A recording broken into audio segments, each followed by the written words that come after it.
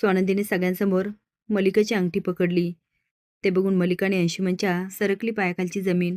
नक्की काय घडलं, चला तर बघूया. तर घडतं असं, स्वानंदी त्या माणसाला फोन करत असते, पण फोन काय लागत नाही. ती म्हणते, अरे यार, फोनच लागत नाहीये. पण या सगळ्यामागे काकू आहे का, मी शोधून काढणारच.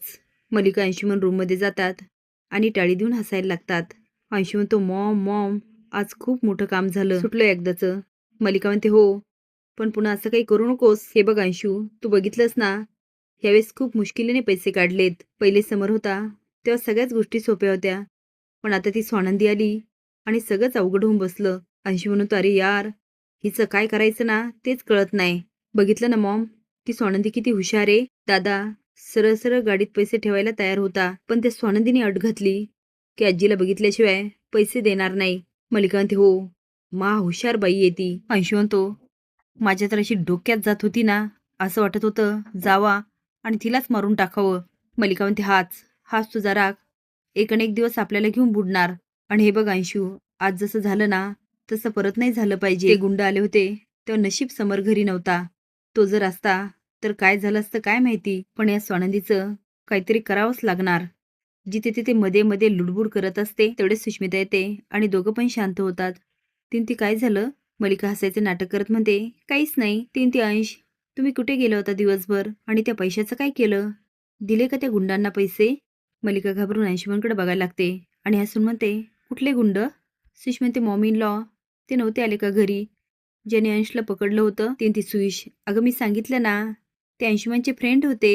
सुष मासूमपणे विचारते, मग त्यांनी असं अंशला का पकडलं, कुणी फ्रेंड असं काही करतं का.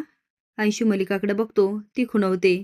तो सुश, सोड ना हे, तुला माहिती का मी तुझ्यासाठी काय आणलं. आता काहीतरी आणलं म्हटल्यावर सुश पण खुश होते, कारण शेवटी ती हावरट मंदाकिनीचीच मुलगी असते. मलिका सुस्कारा सोडते आणि बाहेर जायला लागते. तेवढेच स्वानंदी म्हणते, थांबा ना. मलिका मागे बघत म्हणते, मी. ती हो, तुम्हीच. तुमचा कसा गेला दिवस. मलिका म्हणते, तू का विचारतेस. स्वानंदीच्या चेहऱ्यावरचे हावभाव बदलतात आणि ती म्हणते, आजीला कुणीतरी किडनॅप केलं होतं. आता मलिका एवढं नाटक करते, हात हलवत डोळे झाकत म्हणते, काय काय चाललेलं असतं लोकांच्या डोक्यात, घरात.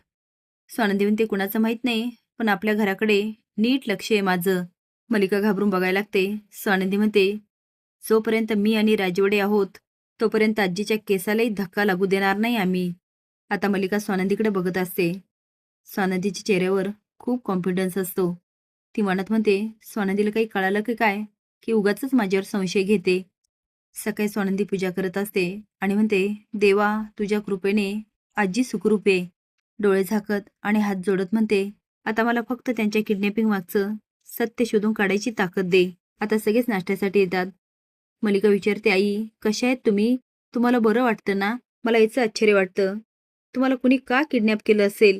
काय रे समर, हे आपल्या घरामध्ये काय घडतंय. समर म्हणतो, काकू काळजी करू नको, आता सगळं व्यवस्थित झालं आणि आजीला पण बरं वाटतं. आणि जे काही कुणी लोक होते कदाचित त्यांना पैशाची गरज होती. नशीब त्यांनी आजीला काही केलं नाही. अंशू म्हणतो, आजी तू बरी आहेस ना, तुला काही झालं नाही ना. आजी म्हणते, आज पिंटे आणि स्वानंदी आले नसते तर माझं काय झालं असतं काय माहिती. समोर म्हणतो, आजी तू असं का बोलते, तुला काय सांगितलं. आता स्वतःची तब्येतीची काळजी घ्यायची, सगळं विसरून जायचं. आजी म्हणते, पिंट्या विसरायचं म्हटलं तरी विसरता येतं का रे. राहून राहून मला ते सगळं आठवतं आणि अंगाला काटाच येतो. आई समर बरोबर बोलतो, विसरून जा आता. तुम्ही सुखरूप आहात ना, आपल्यावरचं संकट गेलं ना, चला आता आपण सगळेच विसरून जाऊया. पण स्वानंदी काय शांत बसत नाही आणि पदराखालून अंगठी काढते. मलिकाला दाखवत म्हणते, ही अंगठी.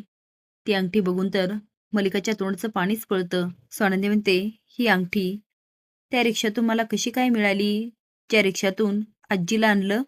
ती अंगठी बघून समर आणि आजी हादरून जातात. आता आजी लगेच ओळखते, ही तर मलिकाची अंगठी आहे. असेच नवीन अपडेट जाण्यासाठी लाईक आणि सबस्क्राईब करा. धन्यवाद.